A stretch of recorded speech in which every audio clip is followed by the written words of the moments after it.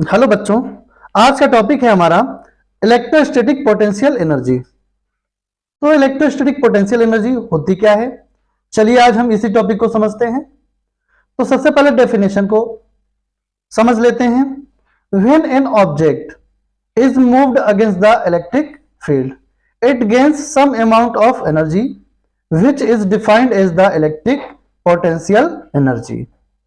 When का मतलब होता है जब an object is moved against the electric field, जब कोई ऑब्जेक्ट इलेक्ट्रिक फील्ड के अगेंस्ट मूव करता है, it gains some amount of energy. तो ये क्या करता है, कुछ एनर्जी को गेन कर लेता है, which is defined as the electric potential energy.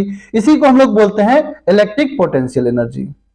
कोई ऑब्जेक्ट है वो इलेक्ट्रिक फील्ड के अगेंस्ट मूव कर रहा है, जब मूव करेगा इलेक्ट्रिक फील्ड इंटेंसिटी के अगेंस्ट मूव करेगा, तो जो एनर्जी होगी वो किसमें क्या कहलाएगी, वो एनर्जी वही कहलाएगी इलेक्ट्रिक पोटेंशियल एनर्जी कहलाएगी। चलिए एक एग्जांपल के साथ समझते हैं इस टॉपिक को।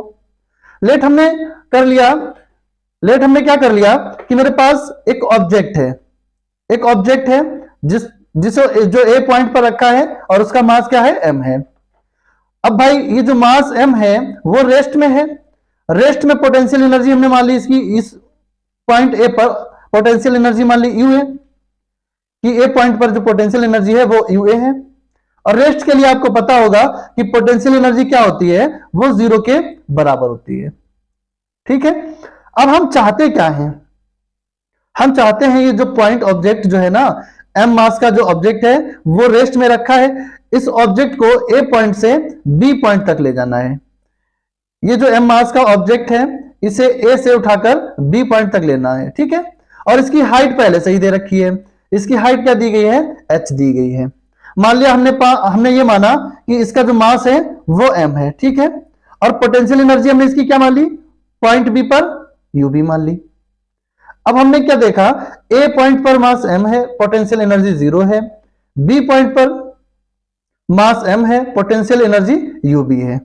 यहां तक समझ में आ गया। तो अब हमें इस ए पॉइंट से ऑब्जेक्ट को लेके बी पॉइंट तक अगर हम ले जाएंगे तो कुछ ना कुछ वर्क डन करना पड़ेगा। तो वो वर्क डन क्या हो जाएगा, डब्ल्यू, ए से बी तक ले जाएंगे तो लिखेंगे डब्ल्यू ए बी बराबर हो जाएगा एम जी एच।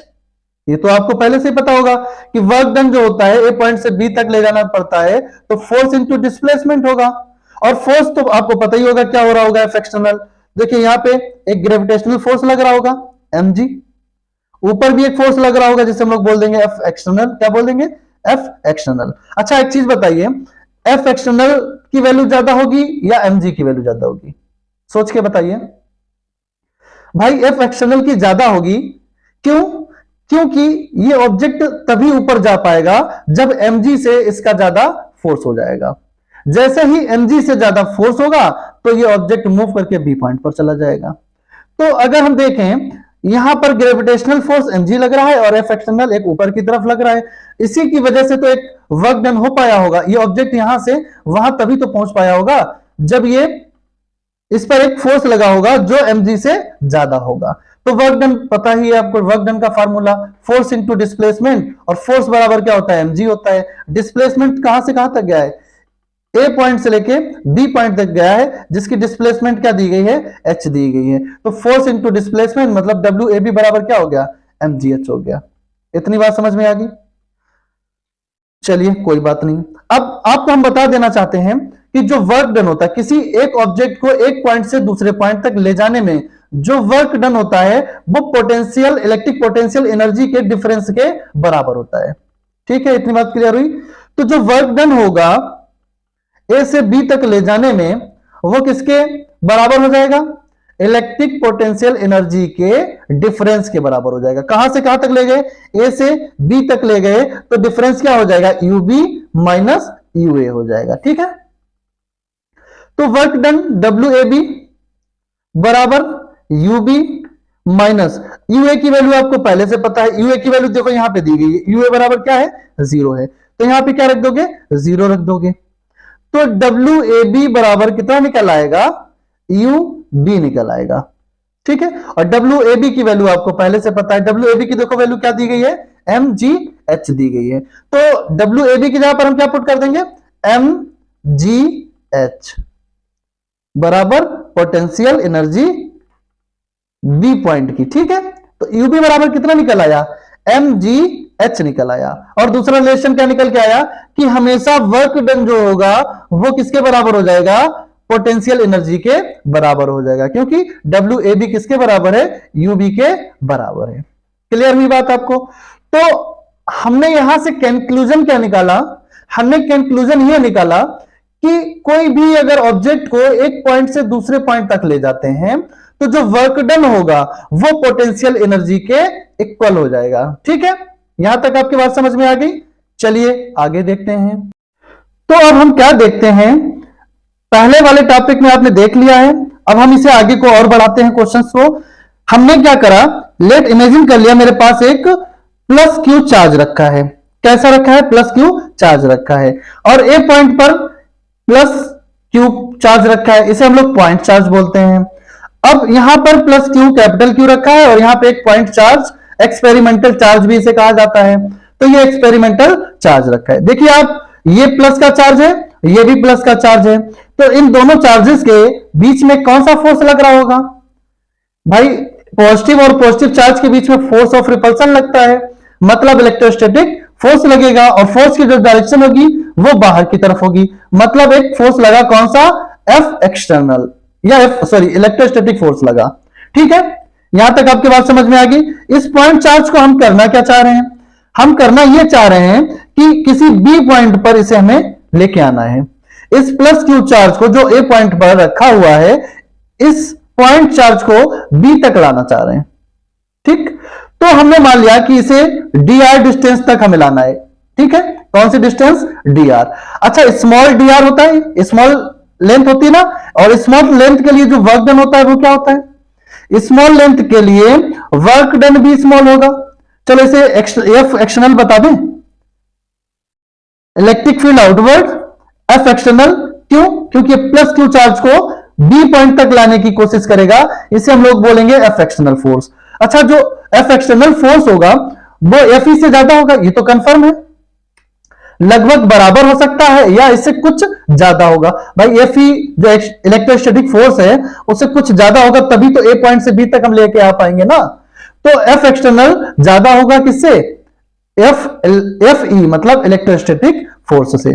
तो हम कितना पॉइंट को लेके आए, पॉइंट चार्ज को dr डिस्टेंस लेके आए। जब dr डिस्टेंस लेके आए तो ये स्मॉल डिस्टेंस है, और स्मॉल डिस्टेंस के लिए कितना वर्क डन लगेगा, स्मॉल ही वर्क डन लगेगा। तो स्मॉल वर्क डन क्या होता है, dw बराबर होता है एफ एक्सटर्नल इंटू dr। भाई फोर्स इंटू डिस्प्लेसमेंट होता है, तो dw बराबर कितना हो गया, F external into dr। Suppose करो हम इस पॉइंट चार्ज को बी से और भी आगे लाना चाह रहे हैं, तो हमें इसका क्या करना पड़ेगा, तब तो dr डिस्टेंस नहीं लेंगे, तो हमें इसका क्या करना पड़ जाएगा, इंटीग्रेशन करना पड़ जाएगा। चलिए हम इसका इंटीग्रेशन कर लेते हैं, इसे a से b तक मान लिया। ठीक है, पॉइंट a से b तक। भाई अभी तो हम पॉइंट a से b तक ला रहे हैं, ये dr है ना, यहां से तो यहां तक की r मान लेते हैं हम। ठीक है, तो हम इसका क्या कर लेंगे, इंटीग्रेशन कर लेंगे। तो इंटीग्रेशन जब करेंगे तो इसे लिख देंगे dw, और इधर भी इंटीग्रेशन लगा देंगे साइन, तो लिखेंगे एफ एक्सटर्नल इंटू dr, और इस पर क्या लगा देंगे, वेक्टर, क्योंकि ये वेक्टर फॉर्म में होता है। ठीक है, इतनी बात तो आपको समझ में आ गई। अब एक चीज आप देखिएगा, हम आपको यहां साइड में दिखा देते हैं, साइड में आपको दिखा देते हैं। देखिए एफ इलेक्ट्रोस्टैटिक फोर्स की जो डायरेक्शन है इस साइड में है, और एफ एक्सटर्नल की डायरेक्शन है उसके जस्ट अपोजिट। तो एफ एक्सटर्नल जो होगा वो लगभग किसके बराबर होगा, माइनस एफ ई के बराबर होगा। क्यों, क्योंकि इसकी डायरेक्शन और इसकी डायरेक्शन कैसी है, दोनों की डायरेक्शन अपोजिट है। ये इस डायरेक्शन में जा रहा है और ये वाला इस डायरेक्शन में जा रहा है, दोनों की डायरेक्शन अलग अलग है, तो इसमें कौन सा साइन लग जाता है, F external equal to minus of F E हो जाएगा, दोनों की डायरेक्शन बदल जाने की वजह से। ठीक है, इसका इंटीग्रेशन करेंगे तो क्या हो जाएगा, W हो जाएगा कहां से कहां, A से B, तो क्या लिख देंगे WAB, और क्या लिख देंगे integration of F external into dr vector. चूंकि आपको पता है F एक्सटर्नल बराबर क्या दिया गया है, माइनस का F दिया गया। अच्छा लिमिट हम भूल गए हैं, A से B लगा देना आप लोग भी, A से B।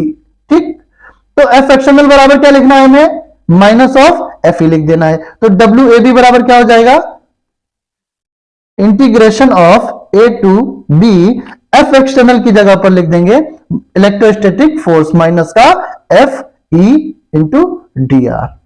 ठीक है, माना कि मेरे पास एक पॉइंट चार्ज प्लस क्यू रखा है जो इनफाइनाइट पे रखा गया है, ठीक है, और एक पॉइंट ए दिया गया है। हम चाह क्या रहे हैं, हम ये चाहते हैं कि इस इनफाइनाइट पर रखे हुए प्लस क्यू चार्ज को ए पॉइंट तक ले जाना चाहते हैं। ठीक है, इस तरीके से ले जाना चाहते हैं, कहां पर, ए पॉइंट तक। तो हमें करना क्या होगा, कुछ ना कुछ वर्क डन करना पड़ेगा। वर्क डन कहां पे करना पड़ेगा, डब्ल्यू इनफाइनाइट से कहां तक ले जाना है, हमें ए तक ले जाना है। तो डब्ल्यू इनफाइनाइट टू ए जो होगा पोटेंशियल डिफरेंस के बराबर होगा, और पोटेंशियल डिफरेंस क्या दिया गया है, यू ए दिया गया है, U A minus you infinity हो जाएगा। ठीक है, तो पोटेंशियल डिफरेंस हो गया तुम्हारा U A minus you infinity. चूंकि आपको पहले से पता है कि जो u इंफिनिटी होता है वो जीरो के बराबर होता है, इंफिनिटी पर जो पोटेंशियल एनर्जी होती है वो जीरो के बराबर होती है।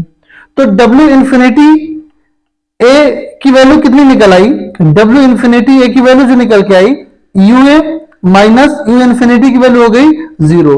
तो w infinity to a equal to निकल आया u a।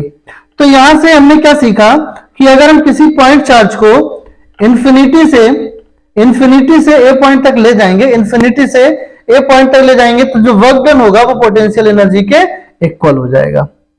ठीक है, यहां तक आपकी बात समझ में आ गई। चलिए एक नोट देख लेते हैं। एक नोट लिखा है पहले से कि the work done by an electrostatic field in moving a given charge from one point to another point depends only the position of initial and final points. It does not depend on the path chosen in going from one point to another। तो इसमें यह बताया गया है इस point में कि अगर हम किसी पॉइंट चार्ज को एक जगह से दूसरी जगह ले जा रहे हैं तो ये पाथ पर डिपेंडेंट नहीं करता है। पहली बात, ये पाथ पर डिपेंड ही नहीं करेगा। दूसरी बात ये कि ये फाइनल और इनिशियल पोजीशन पर ही डिपेंड करता है, ये पाथ पर कभी भी डिपेंड नहीं करेगा। ठीक है, चलिए ये मेरा टॉपिक कंप्लीट हुआ, अगली टॉपिक को आगे पढ़ेंगे।